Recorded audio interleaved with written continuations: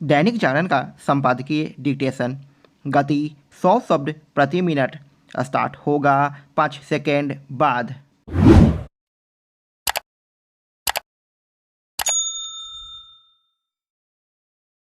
Start. इससे बड़ी विडंबना और कोई नहीं हो सकती कि जब राहुल गांधी अपनी भारत जोड़ो यात्रा के दूसरे चरण में हैं तब कर्नाटक से उनके सांसद डी.के. सुरेश कुमार यह कह रहे हैं कि ऐसी स्थितियां बनती जा रही है कि दक्षिण को अलग देश बनाने की मांग करनी पड़ सकती है। वह अंतरिम बजट को लेकर यह निष्कर्ष निकाल रहे थे कि दक्षिणी राज्यों के हिस्से का पैसा उत्तर भारत में बांटा जा रहा है। डी.के. सुरेश केवल कांग्रेस के सांसद भर नहीं हैं, वह कर्नाटक के उप मुख्यमंत्री डी.के.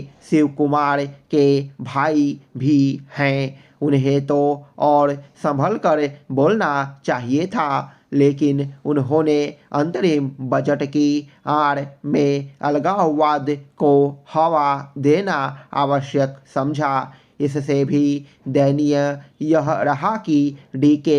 शिव कुमार ने उनके इस विभाजनकारी बयान पर लीपापोती करने की कोशिश की। यह अच्छा हुआ कि संसद में डी.के. सुरेश के बयान को लेकर हंगामा होने पर कांग्रेस अध्यक्ष मल्लिकार्जुन खड़गे ने कहा कि यदि कोई देश तोड़ने की बात करेगा तो हम इसे सहन नहीं करेंगे, चाहे वह किसी भी पार्टी का हो। लेकिन उन्हें यह ध्यान रहे कि ऐसी बात करने वाले उनके अपने सांसद हैं। उन्हें इस पर भी गौर करना होगा कि आखिर कांग्रेस नेताओं की ओर से विभाजनकारी बयान देने का सिलसिला क्यों कायम है। कुछ समय पहले 5 राज्यों के विधानसभा चुनावों के बाद कांग्रेस के कुछ नेताओं ने उत्तर और दक्षिण के बीच विभाजन पैदा करने की कोशिश की थी। यह कोशिश इसलिए की गई थी क्योंकि कांग्रेस को तेलंगाना में जीत हासिल हुई थी और मध्य प्रदेश, राजस्थान एवं छत्तीसगढ़ के साथ मिजोरम में पराजय का सामना करना पड़ा था। डी.के. सुरेश कुमार ने अंतरिम बजट में केवल दक्षिण की उपेक्षा का थोथा आरोप ही नहीं लगाया, बल्कि इस पर भी आपत्ति जताई कि कुछ योजनाओं के नाम संस्कृत और हिंदी में रखे जा रहे हैं।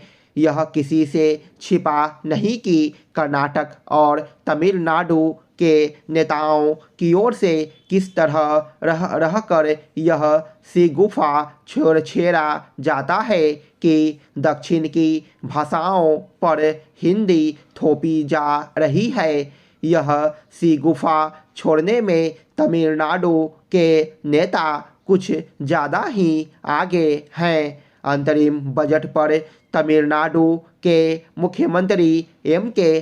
स्टालिन की इस बेतुकी प्रतिक्रिया की भी अनदेखी नहीं की जानी चाहिए कि वित्त मंत्री ने उनके राज्य की योजनाबद्ध तरीके से उपेक्षा की है। क्या यह हास्यास्पद नहीं कि एक ओर तो यह कहा जा रहा कि अंतरिम बजट में कुछ है ही नहीं और दूसरी ओर राज्य विशेष की अनदेखी का आरोप भी उछाला जा रहा है। आखिर केंद्रीय अंतरिम बजट देश का होता है या फिर किसी राज्य या क्षेत्र विशेष का?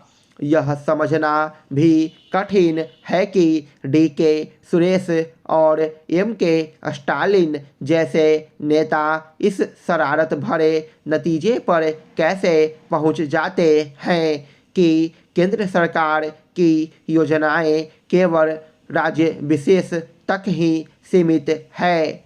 पिछले 10 वर्षों में मोदी सरकार द्वारा किए गए संरचनात्मक सुधारों के अर्थव्यवस्था पर पड़ने वाले सकारात्मक परिणामों का ब्यौरा प्रस्तुत करते हुए वित्त मंत्री निर्मला सीतारमण ने अंतरिम बजट में 2047 तक देश को विकसित बनाने की एक दीर्घकालिक योजना का रोड मैप प्रस्तुत किया है। वैश्विक आर्थिक चुनौतियों, जलवायु परिवर्तन के प्रभावों और मुद्रास्फीति के दबावों जैसी तात्कालिक चुनौतियों के बीच भी वित्त मंत्री राजकोषीय घाटे को 5.8% तक संतुलित करने, पूंजीगत व्यय को प्राथमिकता देने, हरित और समावेशी विकास पर बल देने में सफल रही है।